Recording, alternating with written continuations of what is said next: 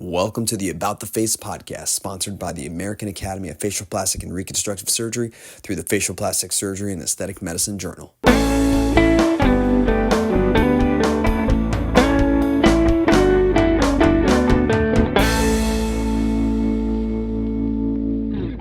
I'm Lizzie McGonagle, and I'm one of the co-authors here to discuss our work on frontal branch stimulation to try and restore dynamic brow function in non-flaccid facial paralysis patients. And I'm so thrilled to be discussing our work here today. And I'll begin with Dr. Heaton, asking you, what really got you interested in studying this particular problem? Well, thank you very much. I've been interested in this working with Tessa Hadlock for about 25 years now, pursuing ways of addressing the paralyzed face, also the paralyzed larynx.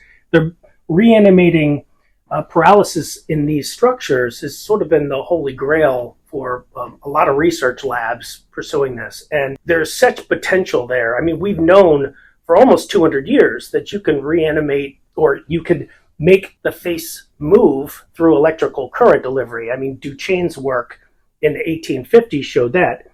And it just needs to be studied rigorously and then implemented. I think it's very possible, and it's been keeping us motivated all these years to look for solutions. And Dr. Hadlock, what were some of the clinical motivations for studying this particular problem? Great question, Lizzie. The clinical motivations has been really like the 6,000 patients that I've seen who are vexed by facial movement problems. And of those thousands of patients, many, or even really most of them, are patients who don't have flaccidity in their facial muscles. They actually have hypertonicity, or at least partial innervation. And I think what we realized over the years of taking care of this population is that we had muscles in the face that had intact neuromuscular junctions. They were attached to axons, to neurons, but the populations of those distal branches in the facial nerve were no longer the pure, isolated populations to drive very specific movements. So in other words, when the facial nerve had degenerated and then regenerated, the population of axons that really penetrated each distal branch was kind of a mixed hodgepodge population of axons that would fire sort of at every facial movement. So the idea behind this work was, can we capitalize upon short-circuiting and sort of stimulating distal to the branching point of the facial nerve, these isolated kind of neural and end muscle units, as a way of getting more specific movements back into the face. And what led you to want to explore this specifically in the brow? So the eyebrow or brow elevation has been this almost completely orphaned problem in facial paralysis. We spend all our time focusing on protecting that eye and protecting that cornea, or giving people smile, right? So they can express joy. But people don't actually realize, unless they spend a lot of time with facial nerve patients, that the idea that one cannot elevate the eyebrow becomes something that they feel really deprived of. So it's a very neglected area. And not only is it a neglected area that we thought that we could potentially apply this technology to, but also it's got a really favorable neural input, because it, unlike other zones of the face that have myriad branches that kind of converge on different muscles, this is a single neural branch that goes into a single muscle. So the idea of trying to stimulate it in its own isolated location away, after it is separated from the other branches of the facial nerve, makes it an amazing target for, let's say, surgical implantation of a neural cuff electrode or something. So if we could get the right data from a study like this epicutaneously, could we then translate that to an implantable device? Dr. Xiao, do you want to tell us a little bit about what the actual data collection for the study was like? Absolutely. Thank you, Lizzie. So we started the project off by trying to understand the landscape of the face when it came to placing electrodes to achieve brow stimulation. And so we enrolled 10 healthy volunteers, and on both sides of their face, we're able to consistently achieve brow elevation in a tolerable fashion. And after gaining insights about where to actually place these electrodes, we were able to enroll 32 patients we were able to achieve stimulated brow elevation on the paralyzed side. And so these patients, on their own, were only able to elevate their paralyzed eyebrow by a median of 1.5 millimeters, or essentially minimal meaningful motion. And on their healthy side, they were able to elevate that healthy brow a median of 7.2 millimeters. And so, lo and behold, as much of it sounds like a coincidence, with transcutaneous electrical stimulation, we were able to elevate the paralyzed eyebrow by a median of 7.2 millimeters.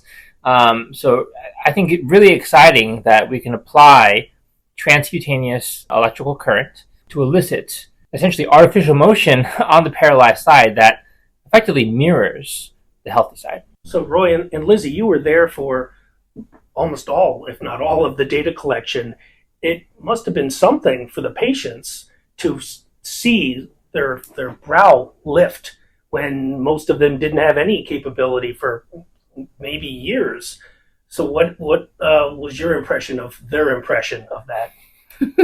Yeah, I mean, patients were super, super excited to see their brow move. I mean, for some of these people, they had not seen any brow movement for 10, 20 years. And so to be able to actually see their brow moving and to see it, just as Dr. Xiao was saying, move symmetrically with the other side was incredibly exciting and emotional for them, and definitely made them really intrigued by the possibilities of what this research could hold in the future in terms of applications for them. What was the patient experience of actually having the electrode applied in terms of the sensation? Was it disturbing? Was it bothersome? Yeah, so understandably, patients were sometimes a little fearful or reticent at the onset of, us taking a electrical probe and going towards their face. But in reality, they all tolerated it beautifully. When asked if this was something that they would be willing to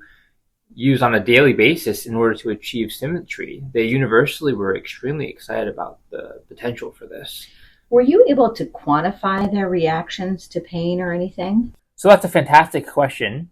For the current study, while we did not formally quantify the degree of discomfort, it was encouraging that patients pretty consistently voiced that they felt it to be tolerable. They felt it to be something that, if used on a daily basis to achieve symmetry, is something they would absolutely be interested in. And for our ongoing and subsequent work for stimulation of things like eye closure and lower lip depression, we're using the Wong-Baker Faces scale. And we're finding that patients on a scale of 1 to 10 are very consistently rating the degree of discomfort somewhere between a 1 or a 3. So extremely encouraging on the more quantified data moving forward. So Dr. Xiao, you did just bring up our ongoing work looking at stimulating the eye and other zones of the face. What do we really envision is sort of the future of this type of work?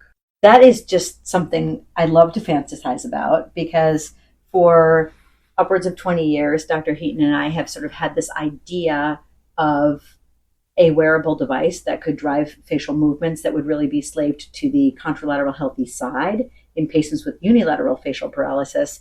And of course, I think our desire is to be able to integrate this very isolated, specific stimulation epicutaneously to several really important facial zones, and to have that movement driven by the contralateral side.